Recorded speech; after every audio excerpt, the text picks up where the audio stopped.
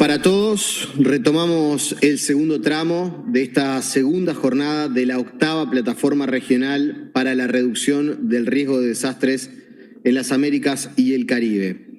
Saludamos especialmente a quienes están también participando virtualmente a través de la plataforma Hopin y les recordamos que está disponible la función Red de Contactos para vincularse a los demás participantes. Para utilizar esta función, lo que hay que hacer es ir al icono de red situado a la izquierda de la pantalla y hacer clic en el botón Unirse. Para abandonar la sesión hay que hacer clic en el botón Abandonar. Esta sesión en particular, y ustedes lo van a poder ver si están siguiendo de manera virtual la sesión, tiene además otra función, otra característica, que es, ustedes no solamente pueden enviar sus preguntas para el panel de participantes, sino también pueden ya desde este momento ir votando en encuestas que son insumos importantes para desarrollar la charla que vamos a presentar a continuación y que nos ocupa en estos minutos. Así que además de participar, además de enviar sus preguntas, también pueden, y los invitamos a que vayan respondiendo de las encuestas que están allí. Por otro lado, recordarles que 50 integrantes de la red LAC de Mujeres para la Reducción del Riesgo de Desastres están desarrollando un observatorio de esta PR23 para evaluar la medida en la que se incorpora la perspectiva de género en este evento. Damos inicio a la sesión paralela número 10, titulada Reducción de Riesgos Urbanos, liderazgo local hacia una gobernanza inclusiva, transversal y multinivel. Esta sesión es organizada por el Programa de las Naciones Unidas para el Desarrollo y la Oficina de las Naciones Unidas para la Reducción del Riesgo de Desastres, Oficina Regional para las Américas y el Caribe. El moderador de la charla va a ser Ronald Jackson, es especialista en planificación física y tiene una maestría en gestión ambiental y de recursos naturales en la Universidad de las Indias Occidentales. Ha estado ampliamente involucrado en la gestión del riesgo de desastres a nivel nacional, regional e internacional. Actualmente se desempeña como jefe del equipo de reducción del riesgo de desastres y recuperación del Programa de las Naciones Unidas para el Desarrollo. Antes de su cargo en la PNUD, se desempeñó como director ejecutivo de la Agencia de Gestión de Emergencias y Desastres del Caribe y también como director general de la Oficina de Preparación para Desastres y Gestión de Emergencias de Jamaica. Lo invitamos a Ronald a pasar al pupitre para dar la charla de inicio de esta ponencia, esta sesión paralela que va a moderar. Go ahead, Ronald. Thank you very much, Mr. Master of Ceremonies. Muchas gracias, señor maestro de ceremonias, colegas, amigos. El impacto de los desastres aumenta en el mundo. La frecuencia, complejidad e intensidad, sobre todo con respecto a la cantidad de personas afectadas, ha aumentado en las últimas décadas. La región de América Latina y el Caribe refleja esta configuración y concentración sistémica. Como mencionó Mami Misituri en las palabras iniciales ayer, el informe de evaluación regional indica que entre 1997 y 2017 América Latina y el Caribe fue afectado por 1 de cada 4 desastres del mundo. También estamos hablando de que tiene un 46% de pérdidas en este sentido. Tenemos que trabajar en el tema urbano para gestionar el riesgo al elaborar prácticas y políticas. Esto es importante porque más de la mitad de la población vive en áreas urbanas. Para 2025, 68% de la población va a ser de naturaleza urbana y 80% del PIB global se genera en ciudades. De hecho, los espacios urbanos son el entorno del riesgo. Más específicamente, América Latina y el Caribe es la zona más urbanizada del mundo, con un 81% de la población que ya vive en las ciudades. Por lo tanto, nuestra capacidad colectiva de lograr los ODS dependerá de lo que sucede en las ciudades. En las Américas y en el Caribe, los desastres afectan cada vez más las áreas urbanas, sobre todo las ciudades de pequeño y mediano tamaño, y también las municipalidades que son las afectadas por 80% de los efectos de los eventos urbanos, según el informe de 2021. Estos procesos de urbanización llevan a una mayor concentración del riesgo en los hogares, los medios de vida, los asentamientos informales y también los bienes socioeconómicos. El riesgo de desastres está muy relacionado con otros desafíos, incluida la desigualdad, la cohesión social, desplazamiento y la seguridad ciudadana. Para terminar, se trata de procesos complejos socioeconómicos que se combinan para generar un riesgo que interactúa con desastres y con impactos que afectan el desarrollo de los humanos y que también obstaculizan las aspiraciones de los residentes urbanos. Se estima que un 90% de todos los casos informados de COVID tienen lugar en áreas urbanas. La alta concentración de población, la interconexión de las aglomeraciones urbanas hace que se transformen en puntos calientes donde hay diferentes tipos de riesgo.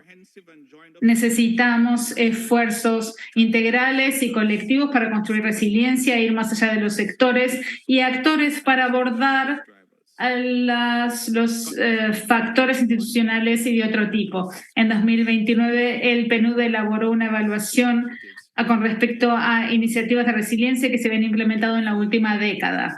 Explica que se ha hecho un gran avance en los marcos analíticos y también en las herramientas de diagnóstico y para apoyar a los gobiernos de las ciudades en este tipo de evaluación, la planificación de resiliencia, la elaboración de proyectos y el acceso a fondos, a datos y la gestión de datos y también a convocar el intercambio de conocimiento. Sin embargo, hay muchas demandas que no se han cumplido, problemas que tienen las pequeñas ciudades. Muchas veces las llamamos ciudades de segundo o tercer nivel en muchos de los países y regiones en el mundo. Luego de la intervención de la década de la resiliencia urbana, todavía nos queda mucho por hacer para que las ciudades sean más resilientes. En esta sesión vamos a escuchar las experiencias de un grupo increíble de panelistas. Y por favor recuerden que los panelistas vienen de municipalidades y los voy a presentar muy pronto. Y dos panelistas vienen de instituciones de alto nivel. Me complace tener aquí a Javier Pava, que está en línea. Aquí está Javier con nosotros, es el director general de la Unidad Nacional para la Gestión del Riesgo de Desastres y gerente del Fondo de Adaptación de Colombia. Es un ingeniero geólogo con especialización en evaluación de riesgos y prevención de desastres de la Universidad de los Andes.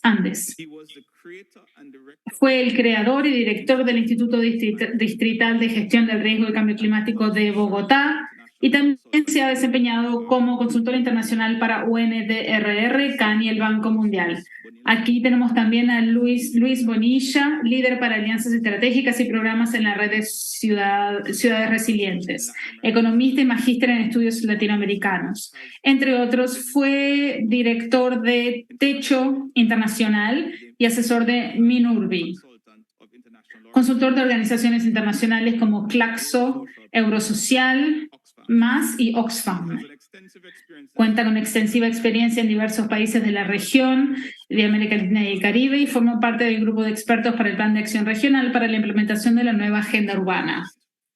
También me complace presentar a nivel local. Como les dije, tenemos a intendentes o funcionarios municipales que están aquí. Miriam Ursúa es una de ellas, secretaria de Gestión Integral de Riesgos y Protección Civil del Gobierno de la Ciudad de México y recientemente galardonada con el primer premio Sasakawa 2022 por su contribución a la gestión del riesgo urbano en América Latina y el Caribe. Miriam tiene 40 años de experiencia en la gestión del desastre y también en el riesgo en el desarrollo urbano y ha ayudado a gobiernos, agencias de la ONU y también al Banco Mundial. Miriam es arquitecta especializada en desarrollo urbano por la UNAM y la Universidad de Chile. También tenemos aquí con nosotros en la sala a Ángela Enríquez, vicealcaldesa del municipio de Santo Domingo. Abogada y periodista, tiene una especialización en liderazgo comunitario. La señora Enríquez es miembro activa de diversos escenarios de lucha como la Marcha Verde, Pro Consumidor, CESODECO, la defensa del medio ambiente, recursos naturales como el agua. La vicealcaldesa es miembro de la Dirección Nacional, la Comisión Política Nacional y coordinadora del Consejo de la Provincia de Santo Domingo por su partido Alianza País. Virtualmente tenemos a Francine Barron, abogada de la Universidad de Wolverhampton y de la Universidad de Londres. Es ahora la directora de la ejecutiva de la Agencia para la Implementación de Resiliencia Climática Dominica CREED y es responsable de la implementación del Plan de Recuperación Resiliente del Clima. Entre 2014 y 2019, Francine fue la ministra de Relaciones Exteriores y de temas del CARICOM para el gobierno de Dominica. Damas y caballeros, voy a hacer aquí plantear la primera pregunta y se la voy a dirigir a Luis y a Francine. ¿Cuáles son los principales factores en su contexto que están incidiendo en el incremento de condiciones de riesgo en las ciudades de la región? Gracias, Ronald, y un gusto estar acá junto a ustedes compartiendo este espacio con las y los panelistas y también aquí el espacio con ustedes. Nosotros en la Red de Ciudades Resilientes identificamos el riesgo como la interconexión o la forma en la que se entrelazan lo que llamamos la exposición a tensiones crónicas con la exposición a los impactos agudos. Este riesgo, digamos, esta transposición, digamos, entre tensiones y exposición a impactos, creemos, como bien lo ha mencionado Ronald, que tiene su epicentro en las ciudades. América Latina es la región más urbanizada del mundo. Y tal vez el factor, entre los varios factores que hay, pero por cuestiones de tiempo quisiera concentrarme en uno, es cómo la desigualdad o las desigualdades que atraviesan a la región latinoamericana afectan y son un factor de alguna manera que afecta el riesgo. ¿Por qué consideramos esto y por qué es importante, creo yo, que abordemos el tema de las desigualdades para la construcción de la resiliencia?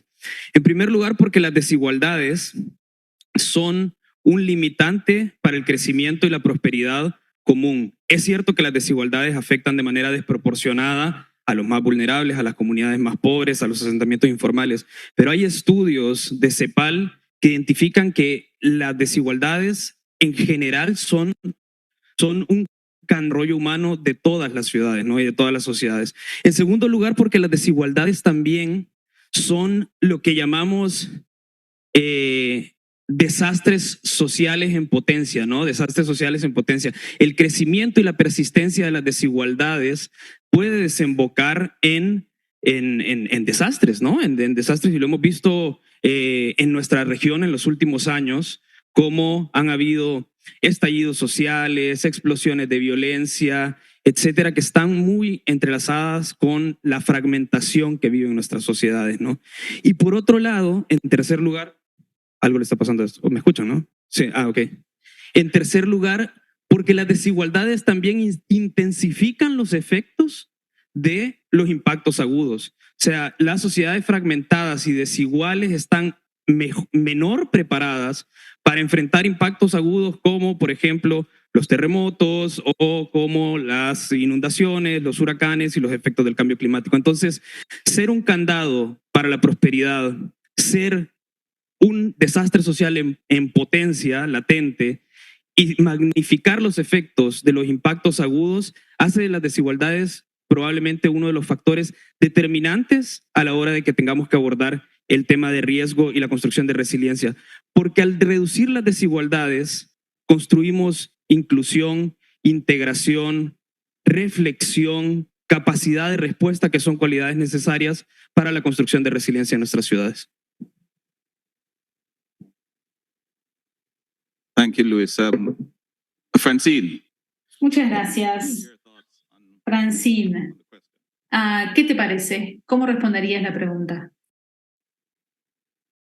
Thank you, Chair. Muchas gracias, señor presidente. Muchas gracias a los organizadores por invitarme a ser parte de esta charla en la tarde de hoy.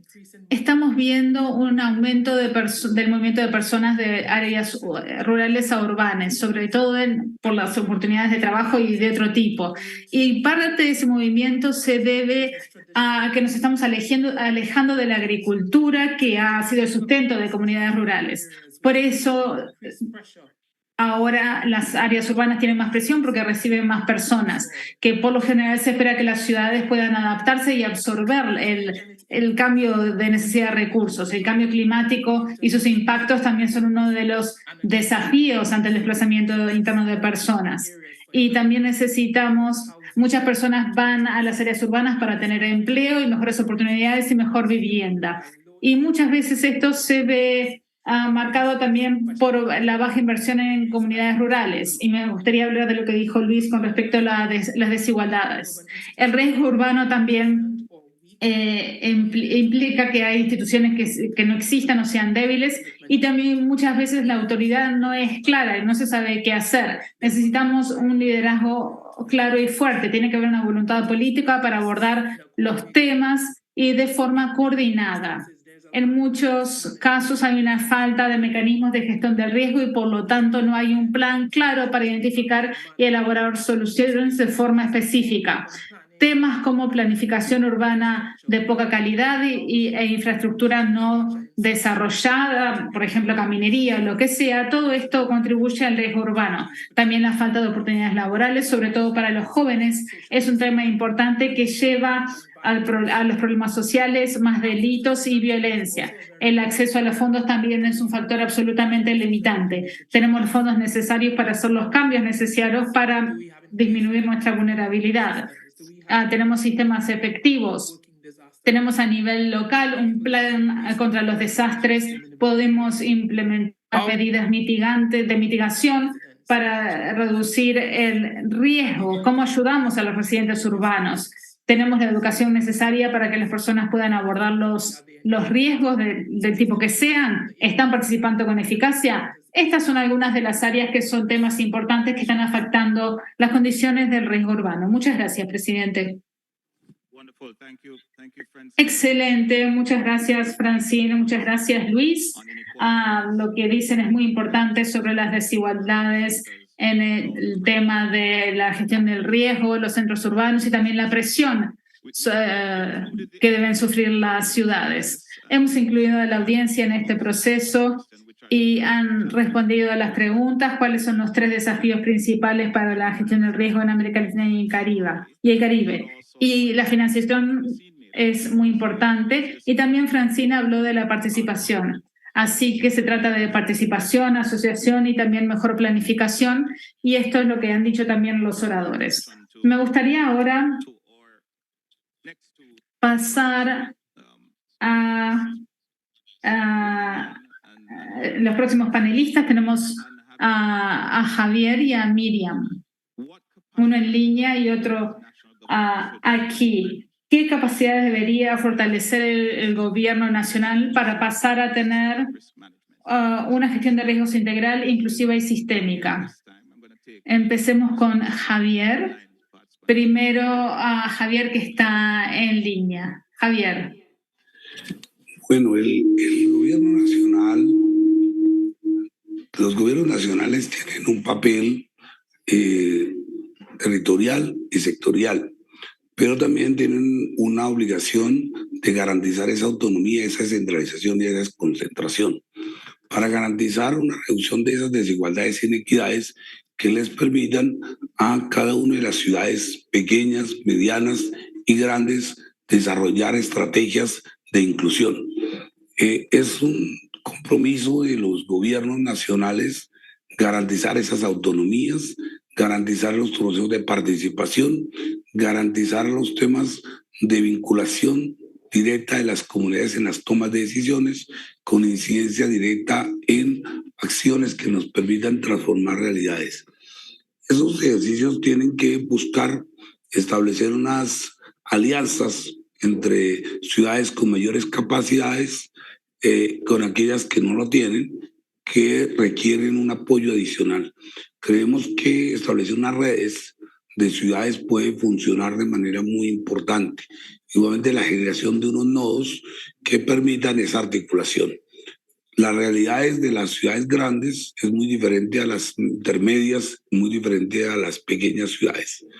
Estamos viendo en el caso de que muchas de las ciudades pequeñas, su capacidad financiera, su capacidad técnica, su capacidad administrativa es muy reducida.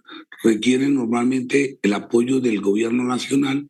Las ciudades intermedias generalmente tienen una mayor capacidad, pero los ejercicios de gestión son muy básicos, que requieren, digamos, una articulación con otras. Y las grandes ciudades, que son las que tienen capacidades, normalmente se quedan autocráticamente encerradas en sí mismos, pero no ven esas relaciones con el tema regional.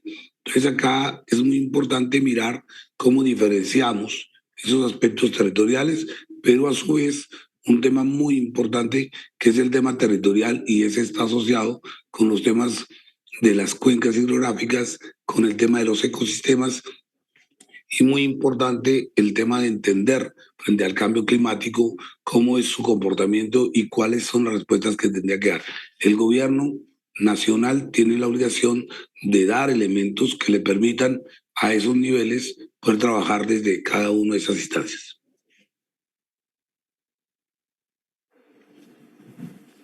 Thank you very much, Javier. Miriam, over to you. Muchas gracias, Javier. Miriam. A ver, yo creo que la pregunta es muy clara. Y la pregunta tiene que ver con qué capacidades tienen que desarrollar justamente los gobiernos locales, los gobiernos regionales, nacionales, para avanzar en la gestión de riesgo. Con el calificativo que tú le quieras poner, pero ¿cómo avanzamos ahí? Yo creo que el primer punto de partida es la capacidad institucional. Es decir, nosotros tenemos que contar con una institucionalidad que cuente con un marco jurídico claro, con un marco normativo claro, con un marco estructural claro y con un marco programático claro. Es decir, que esas son las herramientas que nosotros vamos a tener a nivel de la institucionalidad para poder trabajar en los temas de gestión de riesgo. Especialmente en la Ciudad de México, nosotros nos hemos puesto una visión. Eso es lo que nos pusimos inicialmente, ¿ya? Y una visión y una misión que tiene que ver con construir una ciudad más alerta, una ciudad más preparada, una ciudad más resiliente, una ciudad más humana. Por lo tanto, requerimos esa institucionalidad que sea robusta y que responda justamente y que esté en consonancia con las etapas claves y las etapas básicas de la gestión de riesgo. Por lo tanto, la primera es fortalecer la capacidad institucional.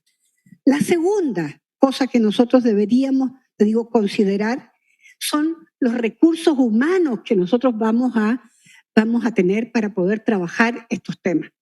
Los recursos humanos tienen que ser profesionales y capacitados.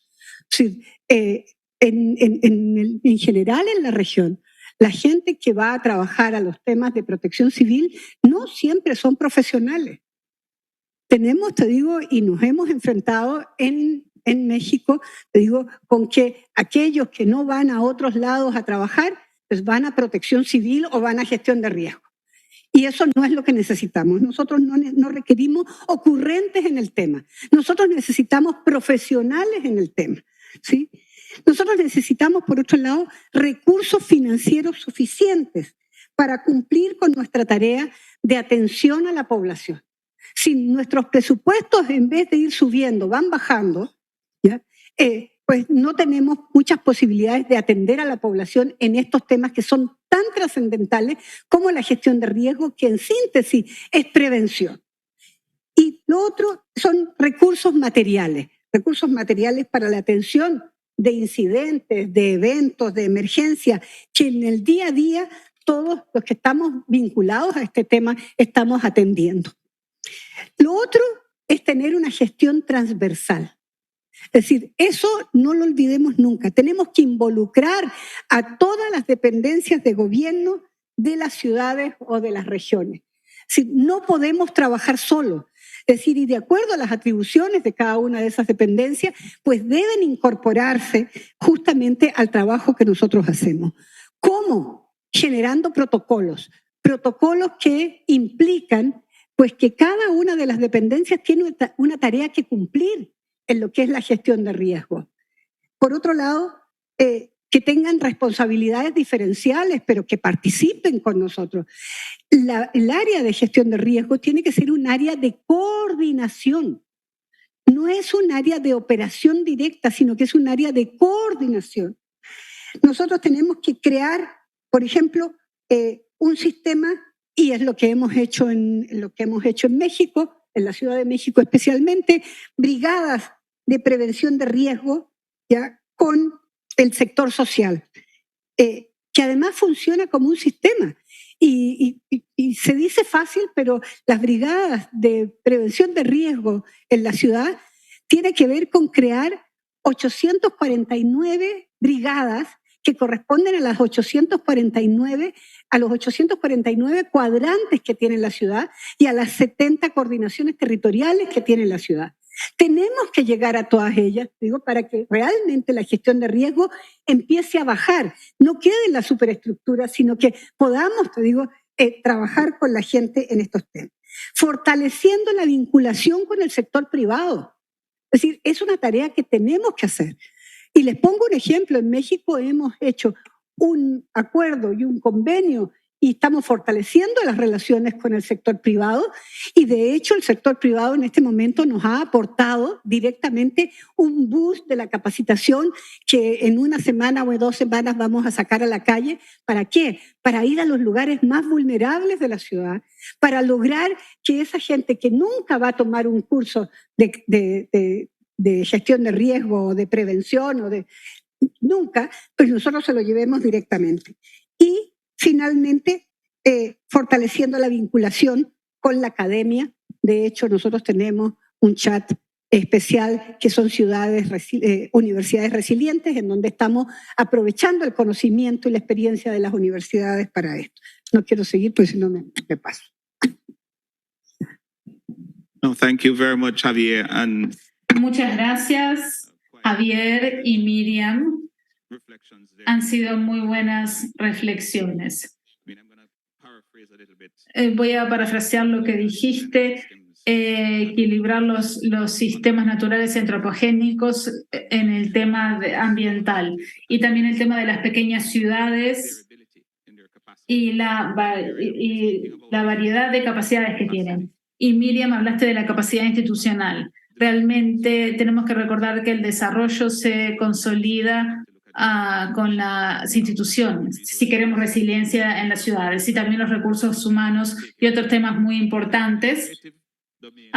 Tenemos que hablar de la gestión de riesgo, tiene que ser no solo administrativa, sino que también que hay que acercarlo al sector en general y a la comunidad. Las personas de la sala y también en línea nos han dado sus opiniones y también los expertos y nos han dicho que tenemos que fortalecer a los expertos si queremos promover la gestión de riesgo y la resiliencia, también organizaciones de vecinos, y esto tiene que ver con lo que dijo Miriam sobre la prevención. Y esto podemos relacionarlo con lo que dijeron y también la modernización, nuevas ideas, innovación, cómo innovamos desde una perspectiva técnica y también trabajar con el sector privado. Me gustaría ahora darle la palabra a los otros panelistas. En primer lugar, Ángela y luego Luis.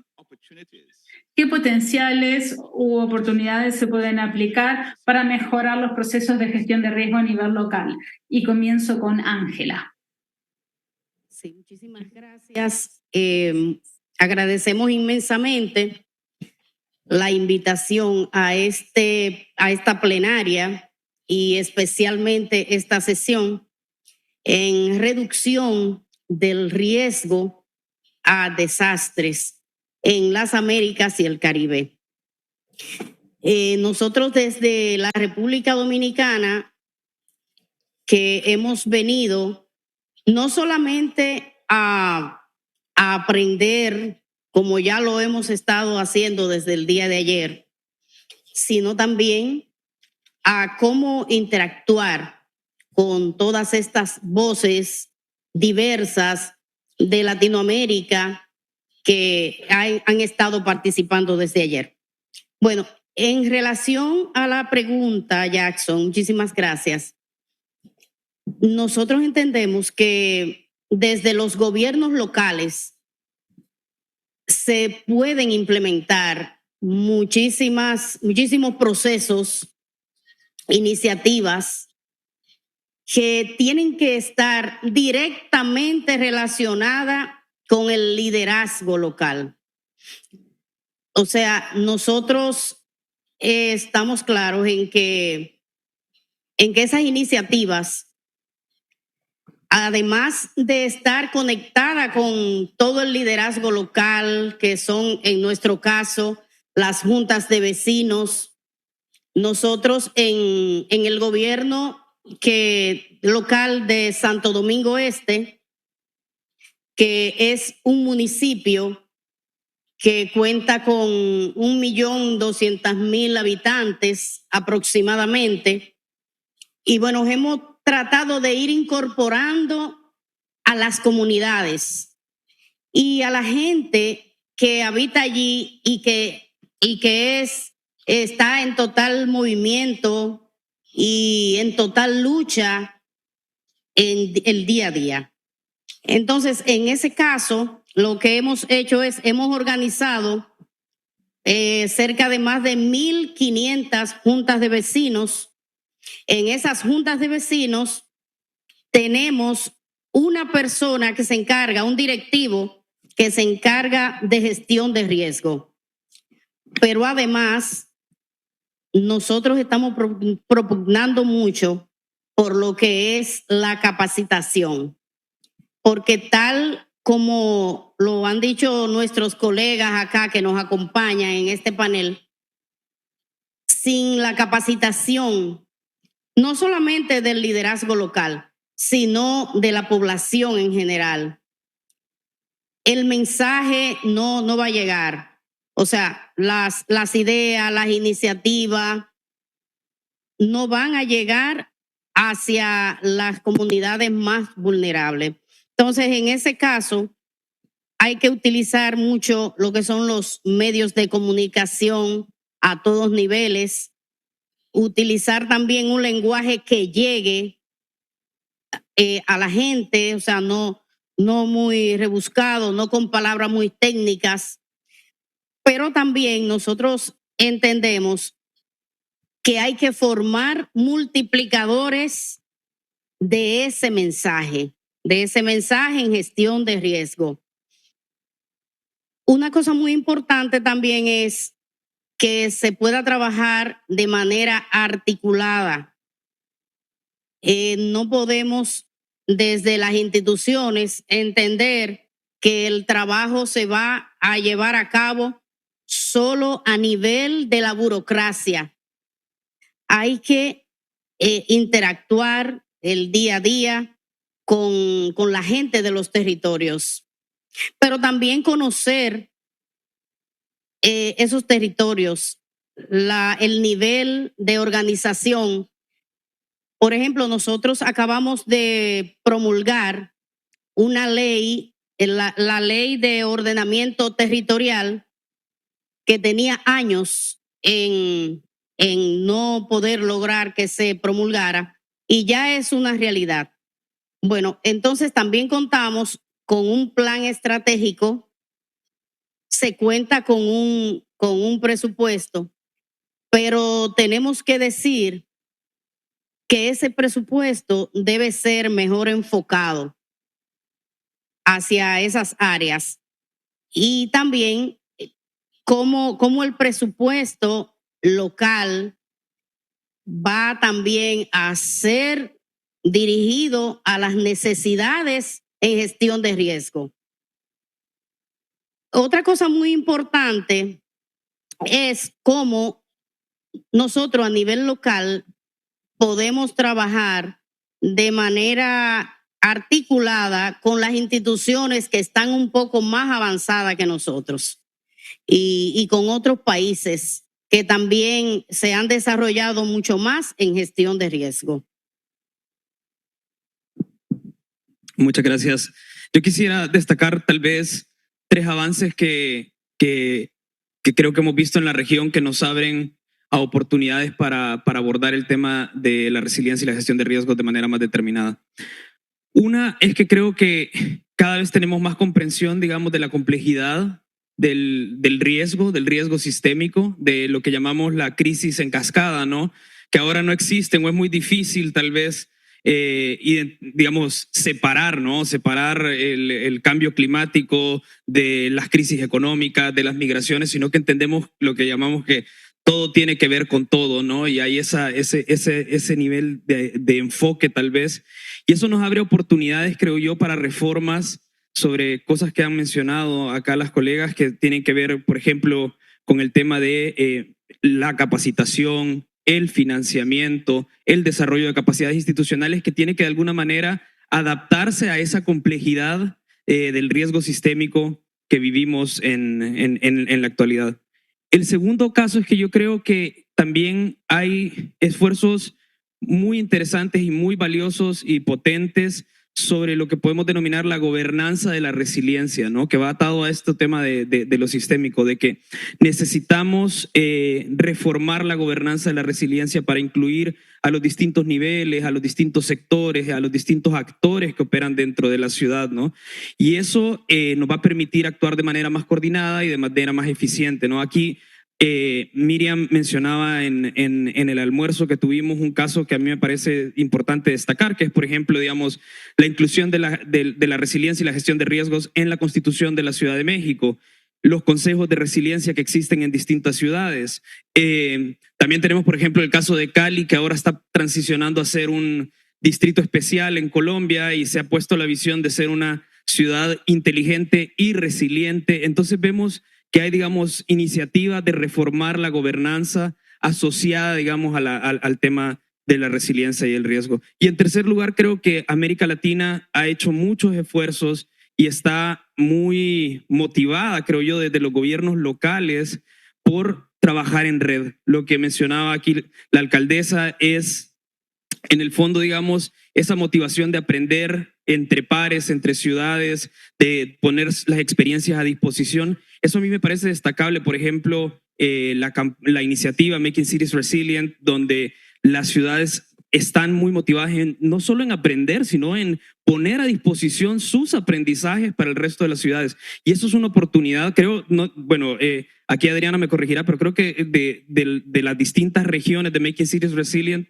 América Latina es la que tiene más ciudades miembros y América en general. Claro, y eso es destacable y es una oportunidad para fortalecer la colaboración. Entonces yo creo riesgo sistémico, capacidades para la gobernanza de la resiliencia y trabajo en red son fortalezas que nos abren a nuevas oportunidades. Thank you very much. Interesting. You know, Muchas gracias. Muy interesante. Hablamos de la localización, el tema de la creación de capacidades, la transformación cultural y también el cambio cultural a través de la comunicación y la educación. Creo que eso es muy importante. Y también el tema de cómo hablamos, o sea, necesitamos un lenguaje que sea simplificado para las personas a las que le queremos llegar. Utilizamos un lenguaje difícil, por eso tenemos que poder compartir este conocimiento. También los desafíos de gobernanza y resiliencia.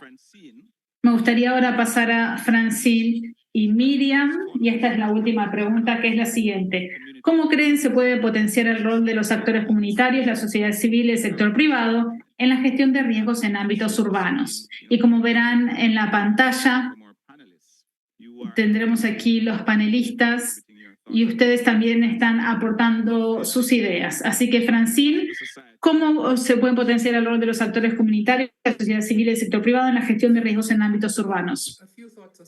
Muchas gracias, Ronald. Sugerencias e ideas.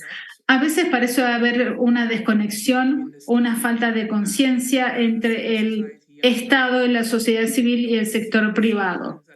A veces parece que trabajan con objetivos opuestos. Tenemos que tener en cuenta la elaboración de una estrategia de gestión de riesgo y también de un plan de acción en ese sentido para buscar una forma, para analizar todo de forma integral todos estos temas de las áreas afectadas y que ponen en riesgo a los ocupantes de las mismas. Tenemos que encontrar una estrategia en ese plan y también funciones específicas para la sociedad civil y el sector privado y los actores privados. Tiene que haber una mayor participación de la sociedad civil y de los actores, porque necesitamos una sociedad que aborde los temas reales que tenemos, ya sean temas de riesgos de desastres de origen natural, desempleo, pobreza, superpoblación, etc. No es que uno de nosotros tenga todas las ideas, soluciones o respuestas.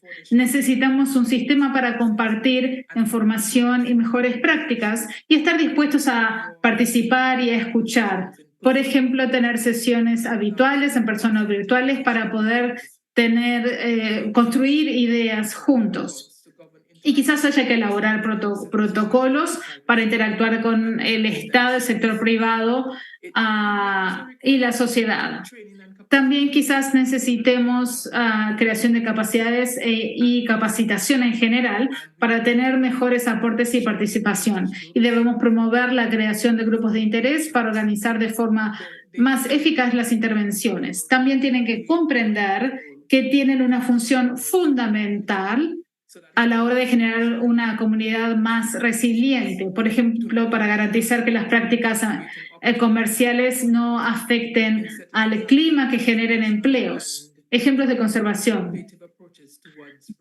Adoptar métodos innovadores para reducir el riesgo.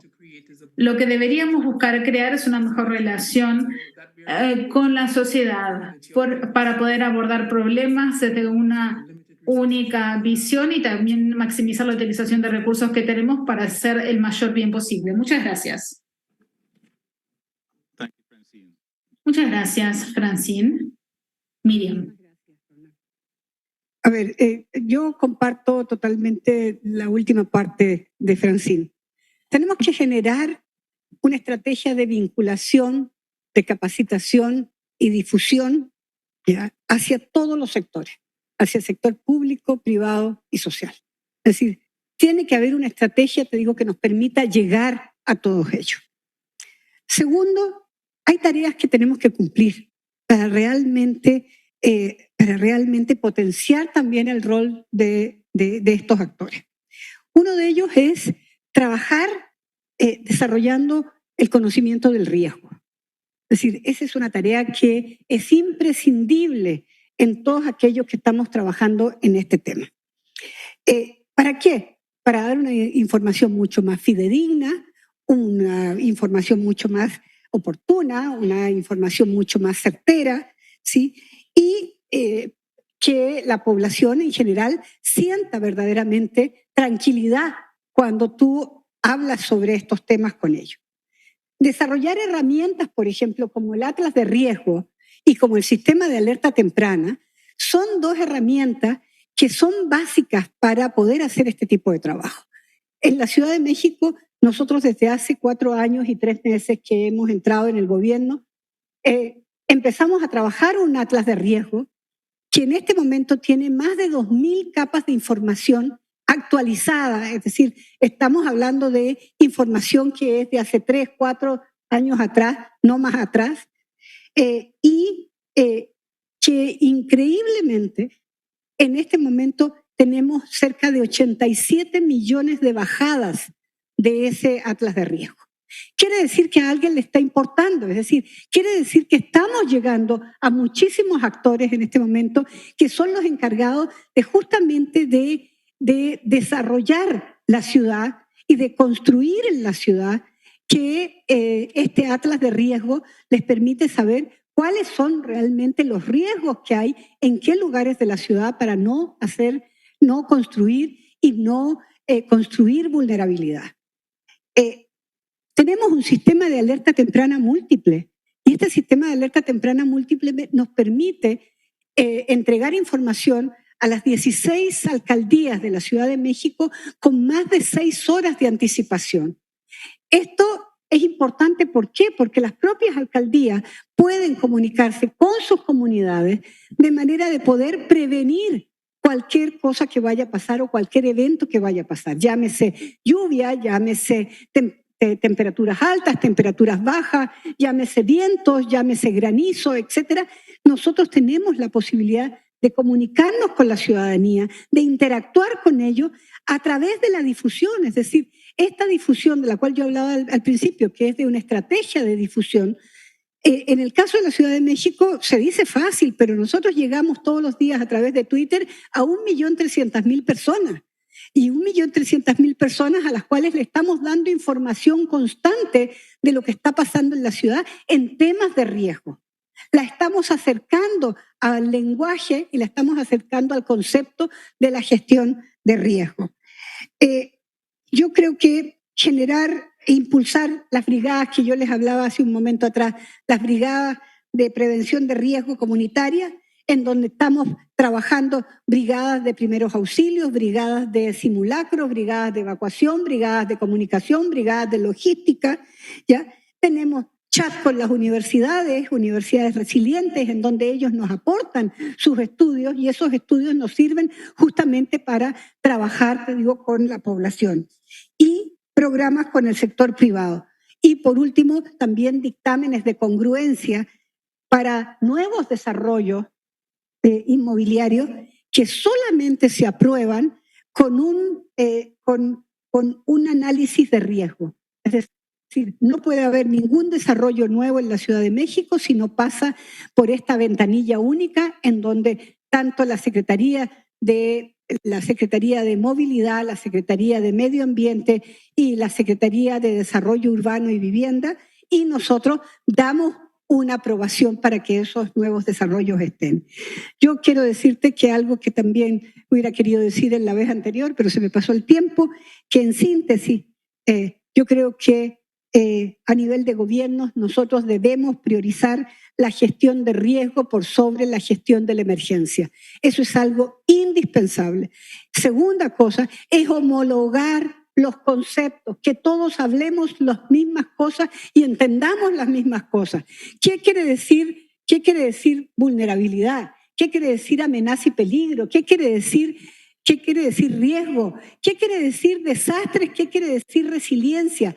Hablemos de la misma forma. Y algo muy importante que tú decías es la comunicación. Hablemos el lenguaje ciudadano. Acostumbrémonos a crear empatías necesarias para poder llegar a la mayor cantidad de población.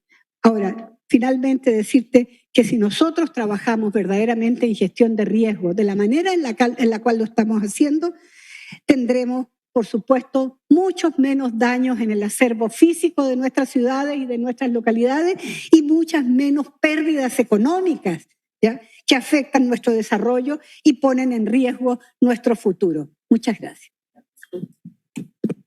Thank you very much, Francine and Miriam. Muchas gracias, Francine y Miriam. Realmente noté la pasión que tienen, que mostraron estas respuestas y es muy importante.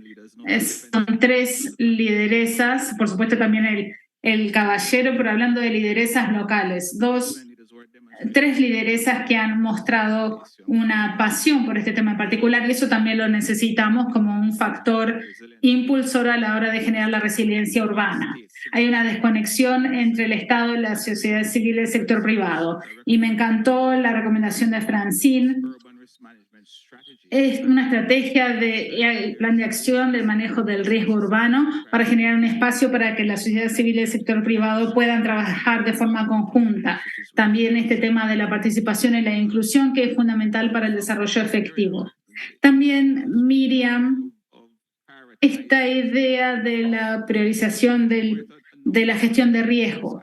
Hablaste de este atlas de riesgo que es fundamental para los actores, pero me encantó la pasión con respecto a la promoción y priorización de la gestión del riesgo.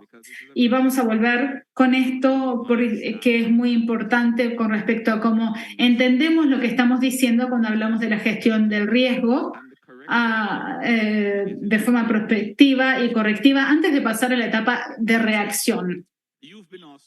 Bueno, también ustedes nos han contado qué piensan sobre estos temas y han establecido que es importante fortalecer la gobernanza local.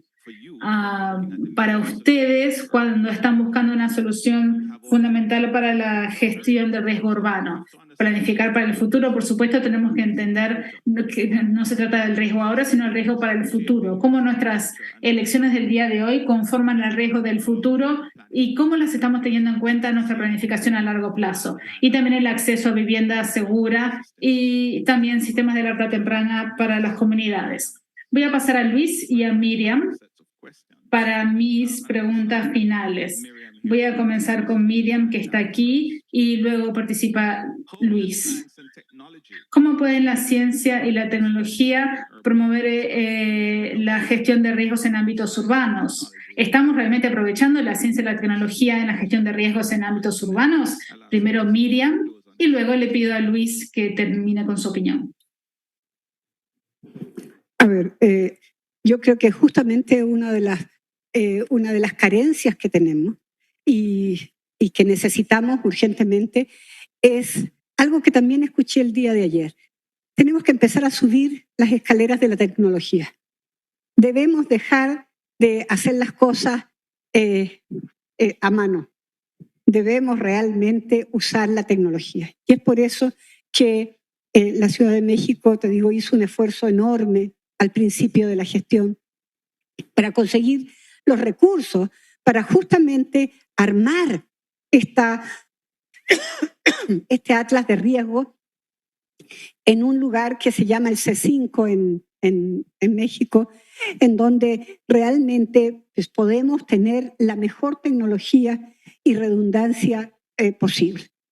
Creo que es absolutamente necesario que nosotros empecemos a trabajar estos temas, como tú dices, la ciencia y la tecnología, aprovecharnos de lo que la academia y las universidades desarrollan también, te digo, para poder mejorar nuestra gestión, poder, te digo, hacer laboratorios que nos permitan mejorar las condiciones y adelantarnos a lo que puede pasar. México y la Ciudad de México es una ciudad multiamenaza. Nosotros tenemos todo. Nosotros no solamente tenemos los sismos, que no los podemos prever, pero sí tenemos, te digo, un volcán a 60 kilómetros que todos los días nos está avisando de que en cualquier momento puede hacer erupción. Pero también tenemos la temporada de lluvias que empieza el 15 de mayo, termina el 15 de octubre, en donde tenemos lluvias torrenciales, especialmente en agosto y en septiembre. Tenemos inundaciones, tenemos encharcamientos, tenemos desplazamiento de laderas, etc. Y la ciencia y la tecnología son fundamentales justamente para prever todo ese tipo de fenómenos perturbadores. Muchas gracias. Yo totalmente de acuerdo con lo que plantea Miriam y solo quisiera tal vez dar una especificación de cómo en el tema de ciencia y tecnología quisiera como centrarme en compartir cómo vemos que la digitalización, que es una parte de eso, puede aportar a la resiliencia de las ciudades. La digitalización nosotros la entendemos como una especie como de capa que atraviesa toda la forma en la que funcionan las ciudades y es una tendencia, digamos, solo creciente, ¿no? Eso no va a ir para atrás, ¿no? Y cómo podemos aprovechar las tendencias de la digitalización para volver las ciudades más resilientes es una pregunta que creo que tiene que estar en el primer lugar de la agenda. ¿Por qué? Porque la digitalización de los gobiernos, la digitalización de las economías urbanas, la digitalización de la movilidad, etcétera, permite, en primer lugar, creo, mejorar la forma en la que gestionamos la información para estar preparados y preparadas para el futuro, ¿no? O sea, nos dan información en tiempo real, información integrada. Son diversas capacidades que la digitalización provee para la planeación urbana, ¿no? Entonces, eso en primer lugar. Después, porque cuando estamos ya frente al riesgo o al desastre o a la eventualidad, la digitalización ayuda a mantener los sistemas operando. ¿Por qué? Y eso lo hemos visto, por ejemplo, en el caso del COVID. Las ciudades que estaban más digitalizadas tuvieron la capacidad de responder para, por ejemplo, entregar subsidios o mantener los sistemas escolares o hacer prevenciones. O sea, la digitalización ayuda a mantener los sistemas operando. Otra cualidad importantísima de una ciudad resiliente, mantener los sistemas operando frente a las crisis. Y la otra es que cuando la digitalización se democratiza, o sea, que se amplía e incluye a todos todos los ciudadanos y las ciudadanas, también nos da las oportunidades para estar más integrados, para construir más comunidad, para ser más incluyentes, que son, como decía en mi primera intervención, también cualidades imprescindibles para una ciudad resiliente.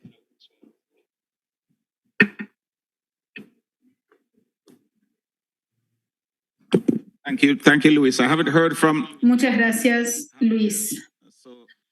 Javier, ¿te gustaría reflexionar un poco sobre esta pregunta también? Puedes hacerlo. Te agradezco muchísimo. A ver, lo primero que todo, cuando hablamos de la ciencia y tecnología en la gestión de riesgos, tenemos que pensar para quién y para qué la ciencia y tecnología. Estamos hablando de que las principales causas de los riesgos en las zonas de los entornos urbanos están en función de las desigualdades, de la fragmentación, de la exclusión social. Si nosotros creamos y desarrollamos la ciencia y tecnología, tenemos que pensar en que esta logre romper estas brechas y lograr resolver ese tipo de inequidades que se generan y esas desigualdades.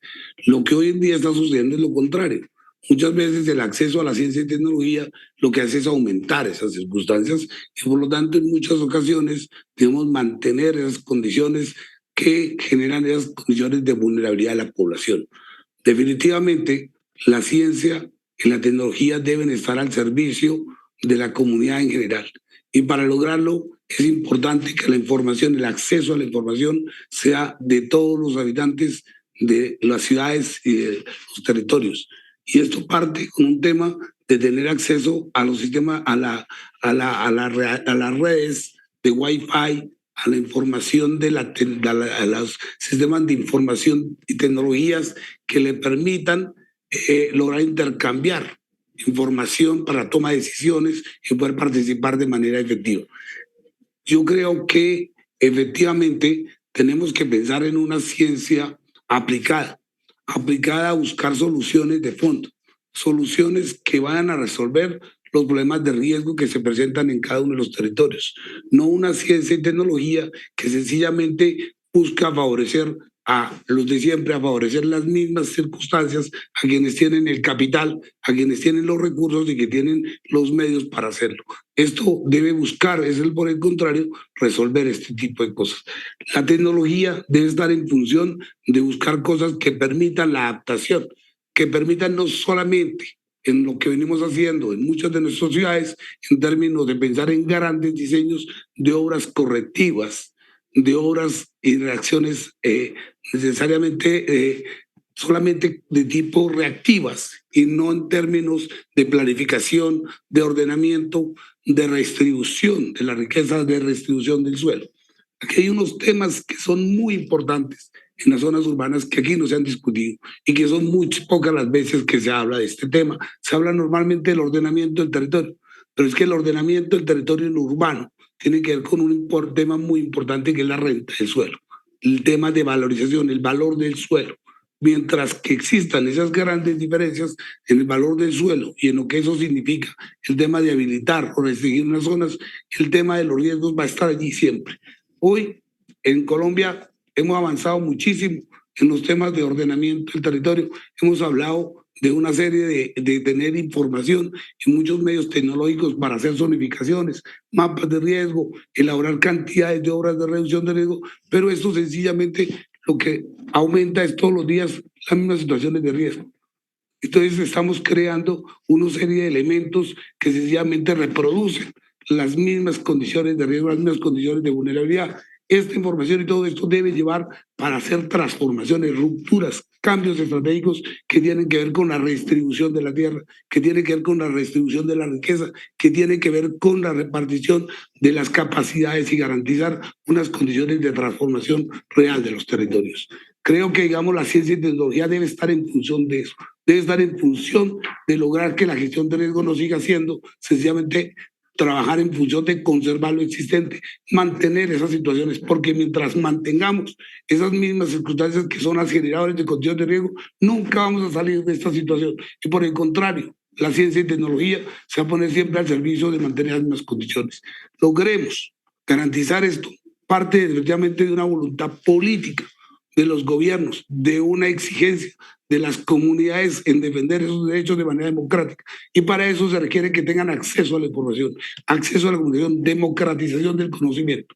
No es posible que hoy en toda nuestra América Latina el tema de los riesgos, de quienes manejan la gestión de riesgo en los niveles institucionales son los mismos, seamos siempre las mismas instituciones, las mismas entidades. Siempre el tema de conservar la información, de tener la información, son sencillamente un grupo de personas que son los expertos, los especialistas, los doctores de los temas.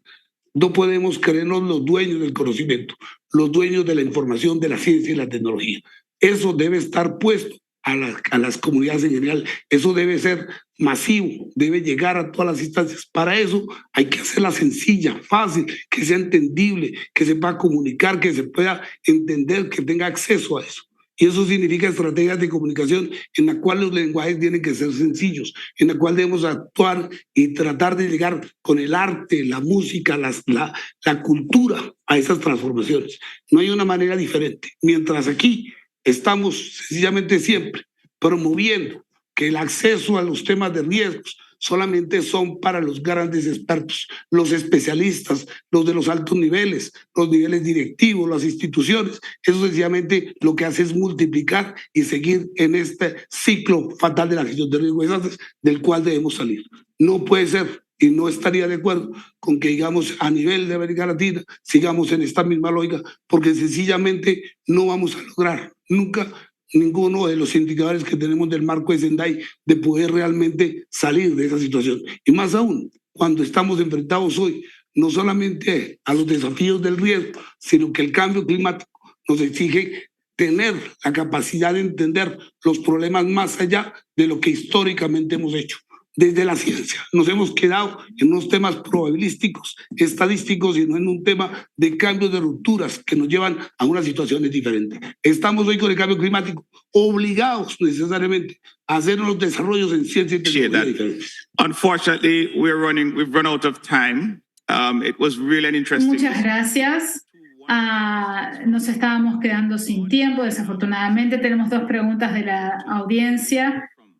Pero bueno, es una pena que no podemos escuchar lo que dicen los panelistas, y la idea era hablar sobre las autoridades municipales en las comunidades en riesgo y cómo implementamos medidas de resiliencia en los asentamientos informales y cómo hacemos que no se afecten temas transfronterizos de resiliencia, por ejemplo, agua y gestión de las inundaciones. Son preguntas muy importantes. Me hubiera encantado que las contestaran a Francine también, porque tiene que ver con las pequeñas ciudades y pequeños estados insulares también. Pero bueno, eso es lo que sucede. Hablamos de la importancia de la tecnología para transformar los sistemas urbanos.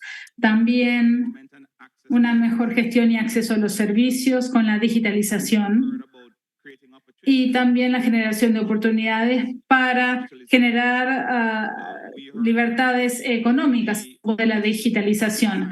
También hablaron de otros temas, no solo la tecnología, sino los riesgos y la función de la tecnología y por qué perpetúa la brecha a veces, y tenemos que tenerlo en cuenta en la planificación. La tecnología tiene que brindar soluciones que nos permita adaptarnos y transformar.